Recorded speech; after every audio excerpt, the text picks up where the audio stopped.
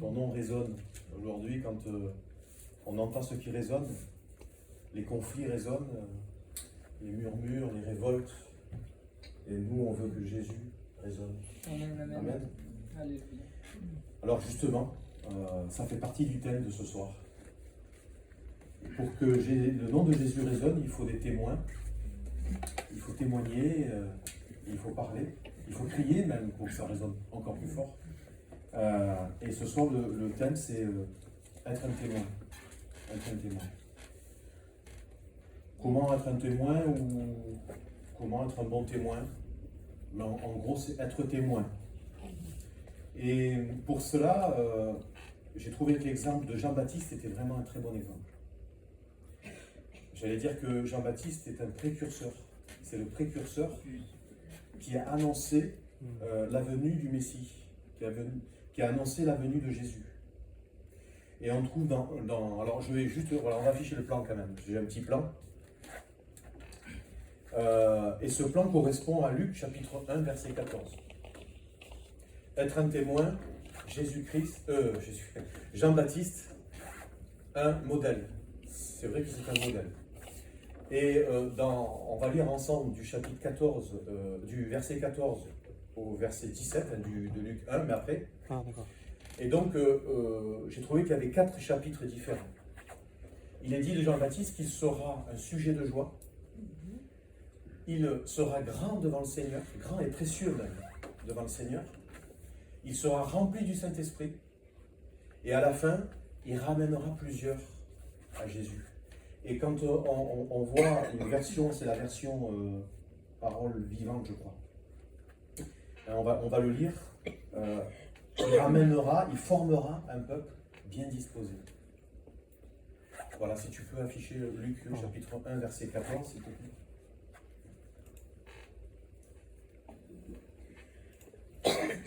Voilà, on peut le lire ensemble.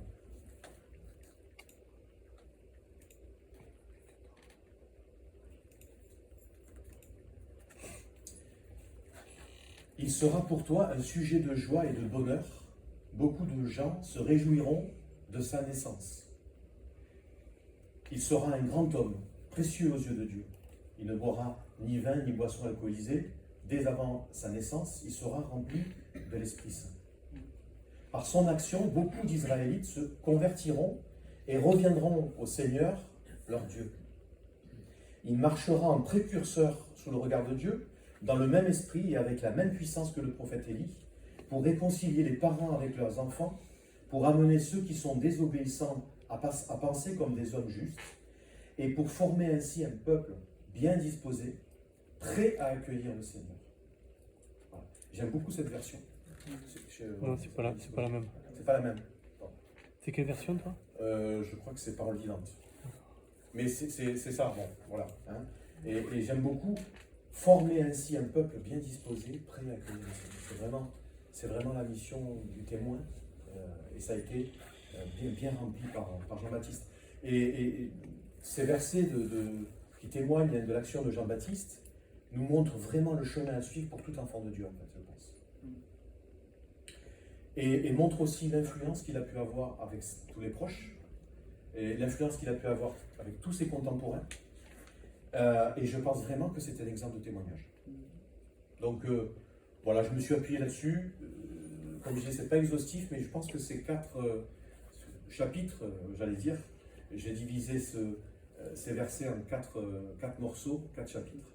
Donc, premièrement, il sera un sujet de joie. Il sera un sujet de joie. Alors, je pense qu'il a été un sujet de joie de par son message, parce qu'il a amené la joie, parce qu'il donnait l'espérance en annonçant le Messie, qui était tant attendu par les Israélites.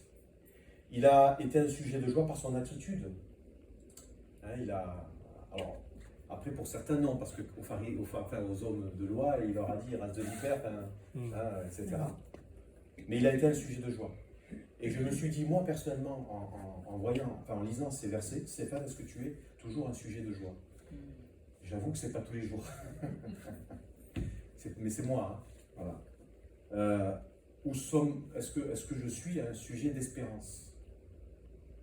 Et c'est vrai que c'est pas tous les jours facile C'est pas tous les jours facile, mais est-ce que je suis un sujet d'espérance par ma vie, par mes paroles, par mon comportement?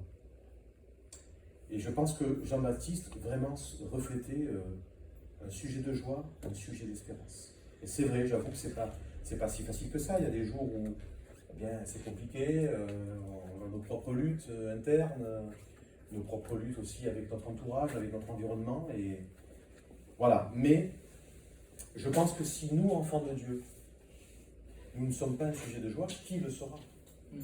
Qui le sera? Si nous ne sommes pas un sujet d'espérance, qui le sera? Quand on voit l'angoisse des personnes, beaucoup de gens sont angoissés, ont peur de l'avenir. Nous, on sait que le meilleur est pour nous à l'avenir. Dieu nous réserve le meilleur. Hein, l'apôtre Paul l'a vécu, il est monté au 3e siècle, il a vu des choses qu'il ne peut même pas exprimer. Et je pense vraiment que la Bible nous dit, en tout cas, que le meilleur est à venir pour nous. C'est vraiment une espérance. Il faut vraiment que ce soit nous, enfants de Dieu, qui communiquions cette joie, cette espérance, cette joie du salut. Hein? Voilà, donc ça c'était le premier chapitre. En tant que témoin, nous devons être un sujet de joie. Voilà. Ensuite, il est dit, deuxièmement, il sera grand et précieux devant Dieu. Quel bonheur de savoir que nous sommes grands et précieux devant Dieu. C'est vrai qu'on peut paraître petit aux yeux de Dieu. Moi, personnellement, des fois, quand je viens à l'église, je me dis, Seigneur, on est si peu nombreux. Moi, j'ai envie de voir la gloire de Dieu, qu'il y ait des gens qui se lèvent, des repentances. Et pourtant, il est dit de Jean-Baptiste, hein, il sera grand devant Dieu et précieux. Et je pense qu'il a été grand et précieux par son humilité, par sa foi, par sa piété. Il a vraiment été un exemple pour nous, enfants de Dieu. Il était grand et précieux aux yeux de Dieu. Et je pense qu'il ne faut pas qu'on en doute. Nous sommes grands et précieux devant Dieu. Amen. Il nous a placés enfants de Dieu, enfants du Très-Haut. Alors c'est vrai que parfois, on aurait tendance à chercher la faveur des hommes. C'est vrai, on peut se dire, mais je vais témoigner, je vais parler de Dieu, et comment ils vont le prendre, qu'est-ce qu'ils vont penser, on est tous pareils, je veux dire, c'est sûr. Mais je pense qu'il faut vraiment qu'on soit vrai, intègre, et rempli d'amour de Dieu, et rempli d'amour pour Dieu, et rempli d'amour pour les autres. Et il ne suffit pas de grandes paroles, c'est juste un témoin, être un témoin. Et je pense qu'en faisant ça, en cherchant la faveur de Dieu, c'est là qu'on devient grand et précieux pour Dieu, aux yeux de Dieu. Et je sais que moi, voilà, j'ai envie d'être, pas grand en taille, parce que c'est fini maintenant, mais d'être grand et précieux pour le Seigneur. Et je voulais lire avec vous Matthieu chapitre 13, verset 45. Et ça reprend ce que disait René, je l'avais aussi noté, ce que disait René Delattre dimanche. Il est dit, quand il a trouvé une perle de grande valeur, il s'en va vendre tout ce qu'il possède et achète cette perle précieuse. Ne doutons pas, nous sommes, on ne peut pas l'expliquer, mais on est devenus enfants de Dieu, nous sommes devenus une perle précieuse pour le Seigneur, une perle de grande valeur. Et c'est vrai, quand il est dit qu'il a tout vendu, Jésus, il a tout donné en fait. Il a renoncé à tout. Il a renoncé à sa royauté. Il ne pouvait pas donner plus. Il s'est fait homme, il a été humilié, rejeté, insulté, et puis crucifié pour le rachat de nos âmes. Dans Matthieu chapitre 10 aussi, verset 30, j'aime bien ça aussi, quant à vous, sachez que même les cheveux de votre tête sont comptés. N'ayez donc aucune crainte. Vous avez bien plus de valeur que toute une volée de moineaux. Même nos cheveux sont comptés. Amen. Voilà, et je pense que nous, en tant qu'enfants de Dieu, on doit prendre position. On est précieux aux yeux du Seigneur. On a de la valeur. On ne doit pas se déprécier. je parle au niveau de l'âme, de la grandeur d'âme, j'allais dire. Hein. Et on doit vraiment se dire, moi je suis enfant de Dieu. Voilà. C'est tout. J'ai cette espérance magnifique, vous vous rendez compte, la grâce que nous avons d'avoir cette espérance en Dieu. Voilà, nous sommes grands et précieux devant le Seigneur pour être un bon témoin. Troisièmement, il est dit, il sera rempli du Saint-Esprit. Et c'est vrai que sans le Saint-Esprit, voilà, sans le Saint-Esprit, Jean-Baptiste n'aurait eu ni la force, j'allais dire, ni la compétence, on va dire, pour mener à bien sa mission, la mission de préparer le chemin de Jésus. Sans le Saint-Esprit, nous ne pouvons rien faire. D'ailleurs, Zacharie le dit, il rappelle la nécessité d'être rempli du Saint-Esprit. On l'a chanté, ce n'est ni par la puissance, ni par la force, mais par mon esprit. Il faut vraiment aspirer à cette plénitude de l'Esprit Saint. Amen. Et il est dit dans Jean chapitre 15, verset 26, « Je vais vous envoyer de la part du Père celui qui va vous aider. » Je pense que c'est aussi une parole vivante. C'est l'Esprit de vérité qui vient du Père. Quand il viendra, c'est lui qui sera mon témoin. C'est lui qui sera mon témoin. Et vous, vous serez mes témoins parce que vous avez été avec moi depuis le début. Et c'est pour cette raison qu'il faut laisser le Saint-Esprit agir en nous et par nous, puisqu'en fait c'est lui qui sera le témoin, à travers nous. Mais c'est lui en fait qui est témoin de Jésus-Christ. Et c'est lui qui va témoigner en fait à notre place. Il va se servir de nous, mais c'est lui qui témoigne à travers nous en fait. C'est pour ça qu'il faut vraiment qu'on soit rempli du Saint-Esprit et le laisser agir. Et de cette manière-là, on pourra apporter de bons fruits, on le sait. Les fruits que l'on connaît dans Galates chapitre 5, verset 22. Les fruits de l'esprit, c'est être rempli d'amour, de joie, de paix, de patience, de bonté, de bienveillance, de fidélité, de douceur et de maîtrise de soi. Et effectivement, avec ces fruits de l'esprit, nous pourrons faire cette œuvre d'être d'un évangéliste, l'œuvre de Jésus, continuer son œuvre grâce à son Saint-Esprit. Et on peut le lire aussi dans Actes, chapitre 1, verset 8. Mais bientôt le Saint-Esprit descendra sur vous et vous revêtira de force pour vous rendre capable d'être mes témoins à Jérusalem, à travers toute la Judée et la Samarie, et jusqu'au bout du monde. Amen. Voilà. Donc, il faut se laisser remplir et demander vraiment au Seigneur d'être rempli du Saint-Esprit. Amen. Et lui parlera à notre place. Et lui parlera à notre place, c'est pour ça qu'il faut laisser toute la place pour que lui puisse s'exprimer à travers nous. Parce que nous-mêmes, moi des fois même je me dis, au travail, mais comment aborder le sujet, c'est compliqué. Comment trouver les mots et puis le mot qui va aller bien pour cette personne-là, qui vit peut-être un problème actuel, et avoir le mot du Saint-Esprit, moi je ne l'aurai pas, on ne l'aura pas, ce mot-là, qui va toucher le cœur de cette personne à ce moment-là.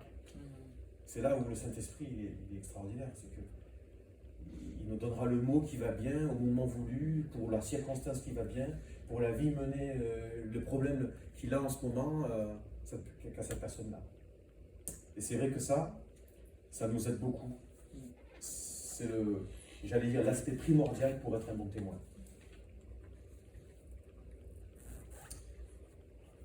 Et le dernier, je serai peut-être un peu plus long, mais le dernier, il est dit, il ramènera plusieurs, mais on va le reprendre. Par son action, beaucoup d'Israéliens se convertiront et reviendront au Seigneur, leur Dieu. Il marchera en précurseur sous le regard de Dieu, dans le même esprit, avec la même puissance que le prophète Élie, pour réconcilier les parents avec leurs enfants, pour amener ceux qui sont désobéissants à penser comme des hommes justes, et pour former ainsi un peuple bien disposé, prêt à accueillir le Seigneur. Jean-Baptiste, il a recherché finalement le contact avec les personnes perdues, des personnes déçues, sans espérance, pour leur parler de l'amour de Dieu, l'amour de Jésus et de la grâce que fait le Seigneur si on se repent de nos péchés. Et c'est aussi notre mission en tant qu'enfant de Dieu, en tant que témoin de Jésus. Et finalement, le ministère la mission, le ministère de Jean-Baptiste, ça a été de mettre en lumière celui et le ministère de Jésus. Et il est dit, afin qu'il prépare au Seigneur un peuple bien disposé. Et qui prépare à bien accueillir le Seigneur dans les cœurs, en fait. Et là, c'est la mission du témoin. Et je pense qu'on touche du doigt l'évangélisation avec cet aspect-là. D'ailleurs, en relisant et relisant, quand on peut lire aussi dans Matthieu, chapitre 28, on les connaît tous, allez donc dans le monde entier, faites des disciples. Faites des disciples. Et c'est vrai qu'en regardant, il n'est pas marqué faites des sympathisants, mais faites des disciples.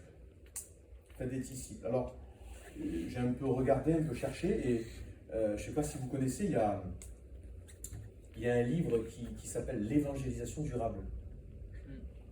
C'est de Frank Segon, je trouvais. Alors, j'ai commencé à le regarder, je n'ai pas terminé, mais je trouvais il était pertinent. Il était pertinent. C'est pas une personne qui est dans le mouvement d'aider, mais je trouvais très pertinent.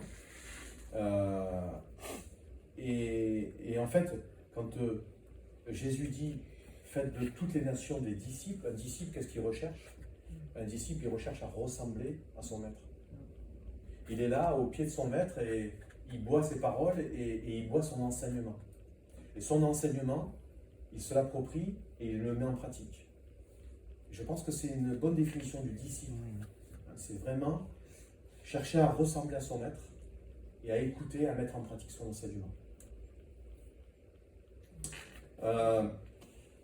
Et comme je disais, c'est là où on touche le mot, l'évangélisation.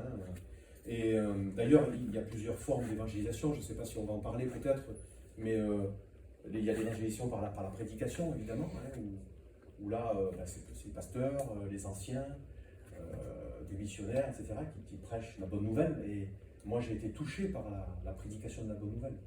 Elle a une puissance extraordinaire, la prédication de la bonne nouvelle. Mais il y a aussi l'évangélisation relationnelle. Et je pense que celle-là aussi, elle n'est vraiment pas à négliger, parce que c'est une méthode, j'allais dire, c'est pas une méthode, mais c'est une manière d'activer l'évangélisation, de témoigner, tout simple, par nos relations. Par nos relations, tout simple, en parlant, en discutant avec les gens, en communiquant. Et j'ai trouvé une définition qui était plutôt pas mal, je trouvais pas mal, de l'évangélisation. C'est la proclamation de la bonne nouvelle du salut aux êtres humains, aux hommes et aux femmes, en vue de leur conversion à Christ et de leur insertion dans l'Église. Je trouvais que c'était une bonne définition.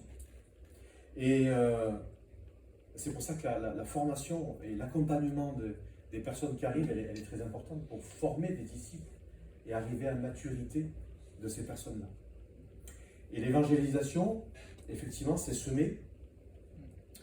Mais je pense aussi qu'aujourd'hui, quand il est dit qu'on doit préparer les cœurs à l'annonce de l'Évangile, on doit, pour qu'ils puissent accueillir le message de l'Évangile, je pense que les gens sont tellement éloignés du message de l'Évangile. Ils sont tellement loin et parfois même indifférents des choses bibliques qu'aujourd'hui on doit semer, mais je pense qu'il faut labourer. J'ai des images de l'agriculture, mais au moins ça parle à tout le monde. Il faut labourer, c'est-à-dire qu'on est obligé de préparer les cœurs, comme a fait Jean-Baptiste. Il faut préparer les cœurs, c'est-à dire qu'il faut commencer à expliquer ce que c'est le péché. Parce que vous dites péché à quelqu'un, qu'est-ce qu'il me raconte? Il faut expliquer ce que c'est le péché, il faut expliquer aussi ce qu'a fait Jésus. Qu'est-ce que le sacrifice du Seigneur? Pourquoi il s'est sacrifié? Et je pense qu'il faut vraiment tout reprendre à zéro. Parce qu'il y a un tel éloignement aujourd'hui dans notre culture, en tout cas, française et même voire européenne, voilà, il faut semer, effectivement, mais il y a un travail de labour, j'allais dire. Hein, Laurent, tu sais ce que c'est? C'est remuer la terre, c'est préparer les cœurs pour qu'après ils puissent déjà avoir une base et qu'on puisse après semer pour qu'on puisse après récolter. Récolter, l'Église récoltera. Et aussi labourer, c'est non seulement dans la relation, mais c'est aussi nous, enfants de Dieu, dans l'Église. Je pense qu'on est plutôt bien, mais il faut, quand les gens arrivent, il faut communiquer, il faut leur expliquer, il faut les accompagner. L'accompagnement est très important, très important. Et je pense que l'évangélisation, c'est pas que parler, c'est aussi tout ça par la suite. Parce que Jésus a dit qu'il faut des disciples, des disciples. Et puis Dieu arrosera, il fera croître, il fera grandir, et la personne arrivera à être mature et grandir dans le Seigneur. Et pour arriver à cela, on a vu les 3 premiers chapitres, hein, être rempli de joie, on est précieux aux yeux de Dieu, et être rempli du Saint-Esprit. Mais il peut y avoir des freins au témoignage, il peut y avoir des freins à être témoin, on va dire. J'en ai noté quelques-uns. Il y en a quelques-uns que moi j'ai vécu aussi. C'est premièrement être soi-même dans le péché. C'est-à-dire que si on est dans le péché, c'est compliqué de parler du péché, d'aller témoigner aux autres. Ça peut être un frein. Ça peut être un frein.